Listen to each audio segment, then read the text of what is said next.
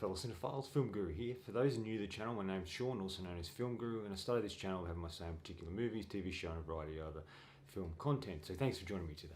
Today I'll be looking at Julia Ducournau's follow-up to Raw, Titane. This stars Agatha Rousselle, Vincent Lindau, and a variety of others. The film follows the story of Alexia, played by Agatha Rousselle in her first feature role. A young woman who as a child was injured in an accident, causing her to have a titanium plate put in her head. When she gets older, she has a strange relationship with cars. She earns money dancing atop of the new cars to sell them. On the surface she seems normal enough, but underneath she is hiding a dark secret. The film also looks at Vincent, played by Vincent Lindau, a man who has gone through a terrible loss. It's about how these two unlikely people come together, offering each other something they really desperately want. Very, very fascinating film. What an interesting follow-up to Raw. I thought Raw was a fascinating film, really well done, put together, and a simple, straight story. This sort of tries to be a bit bigger, tries to evolve, much more going on, and just sort of trying to do something a bit different in the same sort of vein. I feel Julia Ducournau is a really fascinating filmmaker. I think she has a really great visual style. She does use gore and body horror, but she does it in an effective way that really suits the story that she's trying to tell.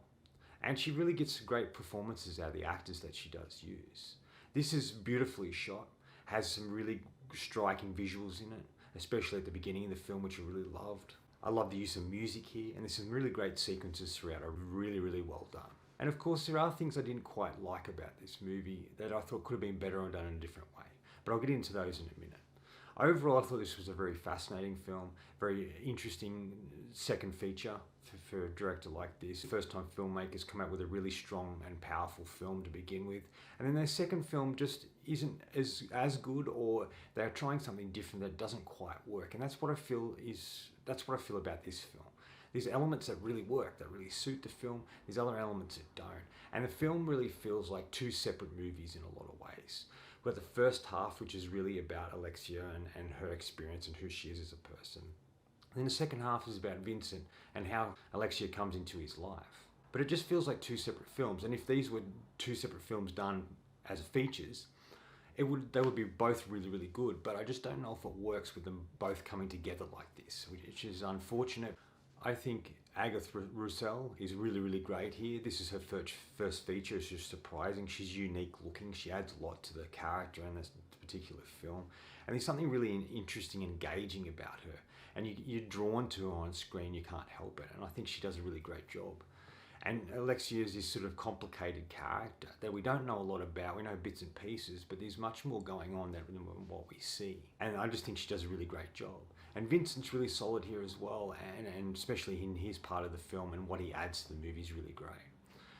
So what I'm going to start to do differently with a lot of these reviews, and I'm going to start to go into spoilers, break down the film and talk about the aspects I liked and talk about what the story was really saying, in my opinion. So if you haven't seen the film and you really want to, go and watch it. If you haven't, then stick around. The move's kind of interesting. It opens up where Alexia is a little girl. She's in the back of a car and she's kicking her father's seat. And he gets frustrated with her because she keeps humming and making the sounds of the car. When she takes off her belt, she's ultimately involved in an accident which cracks her skull, and they have to put a titanium plate in her head to hold her all together. And so for me, this is where it sort of first begins, the idea of combining flesh and metal. And this will play an important part. Then we ultimately skip to Alexia. She's an adult now, and she makes money dancing in these particular car shows on top of cars to sort of sell them in a way. And she really draws people, and she becomes quite popular at this. And it really shows her fascination and connection with cars. And I think her obsession with cars and what transpires in the movie in regards to vehicles and metals and stuff like that is, I think she's drawn to it because it's emotionless, it's cold, there's no feeling to it. And I think that's what she likes, because I think throughout her life she's had this weird relationship with people. And when people try to force her to do stuff, she doesn't like that. And I think there's something between her and her father that we don't see and isn't really talked about, but it's sort of felt. There's something there that isn't quite right. maybe the way he treated her, maybe she's resentful of the accident and blames him for it. I'm not sure, but there's a clash between the two that creates this unrest between both of them. But the most unique thing about this movie and the story is ultimately she has sex with a car and becomes pregnant. And that might sound like a wild, crazy idea, but it's really what happens. And you can accept it in this film because of what they're going for, what they're trying to say here. It talks about what it is to be a woman, is what the director talked about. But this is sort of an element that's odd in the movie, but it adds something, I think, in a lot of regards. Then you only find out she's a serial killer. Anyone who's forceful towards her, tries to make her do things she doesn't want to do, she kills them. And her weapon of choice is this large spike that she keeps in her hair, and she stabs him in the ear with it. So you've got this young woman who's obsessed with cars and metals and things like that, and ultimately is a killer. And what happens in this film is it really sort of sets up this interesting movie in a lot of ways. After one in particular incident where she kills this young woman in a house, and there's all these people keep coming in, she has to kill them one by one, which adds a lot of really interesting and fun, dark humour here to these sort of moments. Ultimately, someone gets away, and she's ultimately the target of the police. They're trying to track her down. What unfolds is she starts to change her appearance, cuts her hair, and ultimately breaks her nose and disfigures herself to make herself look different. And she sort of tries to make herself look like this picture of this young boy who went missing as a child, and they showed what he would look like now. And this is where the film sort of shifts, and we focused onto Vincent. And he's lost his son. Many years ago, his son went missing, and he never really knew what happened to him. And ultimately, when Alexia comes in, she dresses like a boy. She wraps herself in something to cover her breasts and her stomach, and she sort of portrays herself as a boy. And what you think to begin with is he thinks, oh, this is my son, and accepts him. But as the film goes on, you start to realise that he knows that's not his son, but it's like he's trying to fill that void. He's trying to fill this thing that he's missing, that he's missed for so long, and he feels lonely about it. And it's really about these two clashing to begin with, and her being hesitant of him and wanting to escape, but ultimately realising there's something about him, and he ultimately becomes her surrogate father. And she starts to have a better relationship with him than she did with her biological father. In between them, and they offer each other something they really desire. He offers her safety and sanctuary and a fatherly figure to help her in her direction in life, and to help her get through what she's going through. And it sort of softens her in a way. And she offers him this ability to be a father again, to look after someone and protect them no matter what, because he felt he couldn't protect his son, but now he has this opportunity to right some wrongs in a way. And it really looks at the bond and relationship formed between these two, and when the reality is revealed, he accepts her for who she is. And it's kind of a fascinating relationship in many ways. And it sort of opens them up to being much better people than they think they are, or being the people they really want to be. Things that happen along the way, she ultimately gives birth to the baby. Throughout the film, we've been wondering and thinking what's going to come out when this baby comes to full term.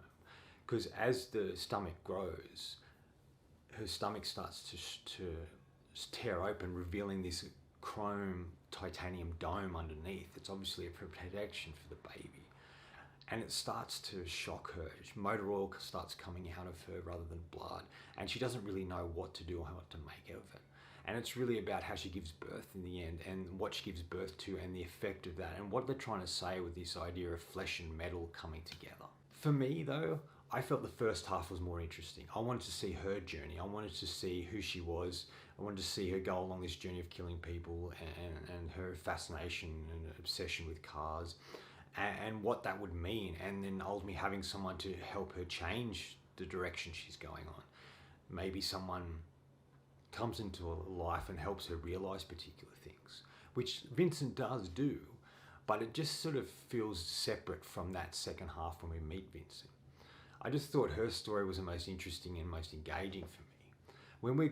When it cuts to Vincent, the colour changes, the tone changes, it becomes this sort of more dramatic film, and really about loss, and sort of showing the tragedy that some people go through and how they sort of try to overcome that. But it just felt so different. And as this dramatic film with this young woman come into his life, even with the twist ending, it would be an interesting movie by itself. It's just having these two opposite films, one a thriller, one a drama, and then sticking them together. It really feels like the director had these two separate stories and characters and decided to put them together to see what would happen. And for me, it doesn't really work. I think both halves separately are brilliant and well done. There wasn't enough depth to characters either. We didn't really know a lot. Alexia, we didn't really know much about her. They're very subtle about the information they provided to us, but it wasn't enough for us to really gauge and understand this character, real connect to them. It wasn't until the second half that you sort of connected to her after she accepts Vincent into her life. But you don't really know a lot about it. You don't really know what happened between her and her father and what this resentment is, whether it's just a car crash or if there was something inappropriate that happened between them. They never really established that. It just sort of floats around, and I think they could have really established that much more, and it would have gave the film a bit more of an impact and would have made us feel for the characters a bit more.